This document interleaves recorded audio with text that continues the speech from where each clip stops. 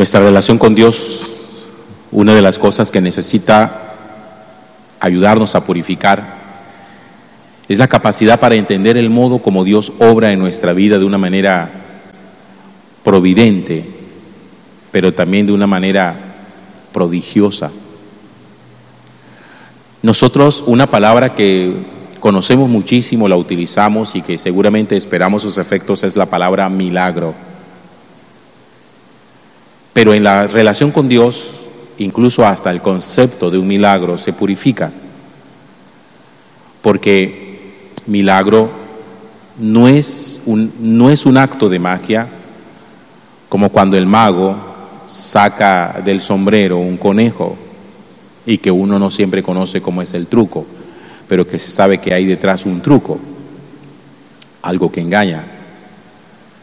Nosotros sabemos por la Sagrada Escritura que para Dios no existe nada imposible, así lo dice la misma palabra de Dios. Dios todo lo puede. Pero en esa concepción de que Dios todo lo puede, también es importante conocer el modo prodigioso como Dios obra. ¿Qué es un milagro? ¿Cómo opera un milagro? En la Sagrada Escritura conocemos muchos milagros: el hecho de la conversión del agua en vino en las bodas de Caná, la multiplicación de los panes, la sanación de paralíticos, de sordos, la liberación de endemoniados. Pero me quiero fijar hoy en el milagro de la concepción de Isaac en el vientre de Sara, hijo de Abraham. Un milagro que no ocurre en el tiempo esperado por Abraham y Sara, porque acuérdense que les decía ayer que entre el momento de la promesa y el momento del cumplimiento de la promesa pasaron más de 20 años. Si nosotros tenemos un concepto errado del milagro, nosotros tendríamos que pensar que el milagro tiene que darse en el tiempo, en la forma y en el modo como nosotros consideramos. Si Dios hace una promesa, entonces su promesa debe cumplirse hoy, porque ese es el modo como nosotros concebimos temporalmente los milagros, en el momento en que nosotros lo deseamos. Pero para la concepción del milagro, entre la promesa y el embarazo de Sara, pasaron siempre más de 2 décadas. Y fíjense que el libro del Génesis narra justamente hoy el momento en el que el milagro se produce. Aparecen 3 hombres vestidos de blanco, ángeles, a los que Abraham acoge y le dicen: tu mujer a partir de hoy y en el tiempo establecido, es decir, 9 meses, tendrá un hijo. Ya llegó el tiempo de cumplir Dios su promesa y de realizar el milagro en una pareja de ancianos, muy ancianos, la posibilidad de poder tener un hijo. Abraham había pensado en algún momento que el milagro de Dios podía darse de otra manera. Acuérdense que Abraham, en su afán por tener un hijo, se había acostado con Agar, la sierva de su esposa Sara. Agar le había dado un hijo, ese era Ismael, y Abraham pensó: aquí está el cumplimiento de la promesa de Dios. Abraham tenía su propia forma de concebir el milagro, pero ese no era el milagro que Dios le había prometido. Dios no le había dicho a él que su descendencia provendría de una relación extramarital. No, el milagro que yo te prometo va a ser dentro de la relación esponsal, va a ser con tu esposa Sara. A veces nosotros en ese asunto de el concepto del milagro, pienso que nosotros tenemos mucha imaginación de un milagro como debería ser. Y fíjense que Dios tiene maneras particularísimas de hacer milagros. Porque, a ver, pensemos un poco en la muerte de Jesús.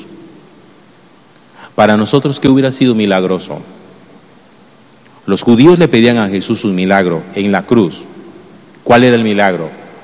bájate de la cruz y nosotros creeremos en ti. Ese era el milagro que ellos estaban pidiendo. Como la prueba reina, bájate por ti mismo. Y Jesús ese milagro no se los dio. Porque el milagro de Dios, los milagros de Dios, no son como uno los quiere, ni de la forma como uno los quiere, ni del modo como uno los quiere. ¿Dónde estuvo el milagro? El milagro de Jesús en la cruz estuvo en quedarse allí, hacer la voluntad del Padre. Miren, hacer la voluntad de Dios es un milagro. ¿Sí ven cómo cambia el concepto? Porque nosotros pensamos que el milagro es que Dios haga nuestra voluntad, pero no se nos ocurre pensar que el milagro es que nosotros hagamos la voluntad de Dios. Al final, ¿cómo se cumple el milagro en Abraham? Ciertamente que Dios le hubiera conseguido un hijo, fue milagroso. Pero, ¿dónde resulta la grandeza de Abraham? ¿Dónde está realmente la grandeza de Abraham? En haber sido capaz de confiar tantos años y haberle creído a Dios. Por eso la Sagrada Escritura llama a Abraham nuestro Padre en la fe. Y la carta a los Hebreos va a exaltar de una manera bien bonita justamente la fe de Abraham. Dice que por la fe Abraham supo confiar en el Señor, por la fe Abraham salió de su tierra, una tierra que Dios le había prometido, por la fe Abraham creyó que Dios le concedería un hijo, por la fe Abraham estuvo dispuesto a sacrificar a su hijo Isaac. Ahí estuvo la otra parte del milagro. El milagro siempre tiene dos partes: la forma como Dios obra y la forma como nosotros reaccionamos. Si no hay reacción frente al milagro, deja de ser milagro para convertirse en magia. Dios no realiza actos mágicos. ¿Saben cuál es la característica fundamental de un milagro? Que el milagro siempre produce una reacción de respuesta de parte de la persona que lo recibe. Dios que obra y la persona que lo recibe, el modo como reacciona. Que aparece también en el Evangelio con aquel centurión. El centurión tuvo una respuesta delante de Jesús. Señor, mira, en mi casa tengo un criado enfermo, sánalo. Y Jesús le dice, voy a ir a tu casa. Y él le dice, no es necesario. Y el centurión utiliza unas palabras que nosotros utilizamos en misa todos los días.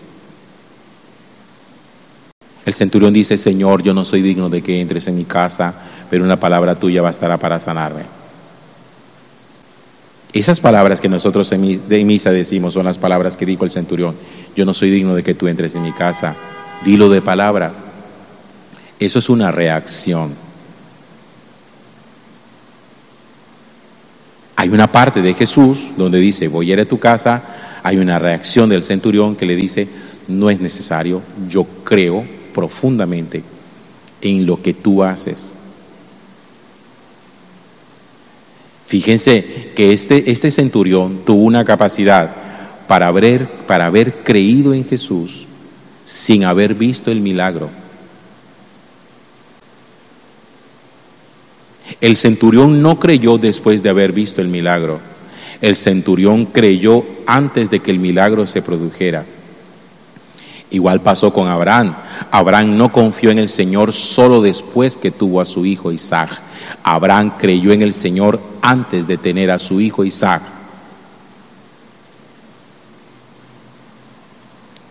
El milagro, despójese de su cabeza de la idea del que el milagro tiene que ser del modo exacto como usted quisiera que fuera.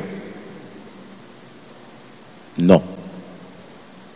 Dios tiene multiformes maneras de realizar un mismo milagro.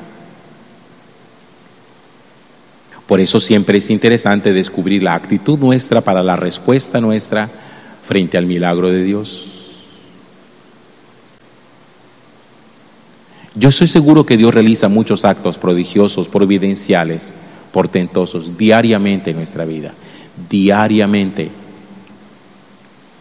Lo que pasa es que nosotros estamos tan acostumbrados a la casualidad, al azar, a la suerte, o nos gusta tanto eso, que nosotros pensamos que todo es casualidad, azar o suerte. No hay tal cosa en la vida de Dios. En Dios no hay suerte, hay providencia. En Dios no hay casualidad, hay prodigios. Estar abierto siempre a la manera como Dios quiera realizar su obra. Gloria al Padre, y al Hijo, y al Espíritu Santo.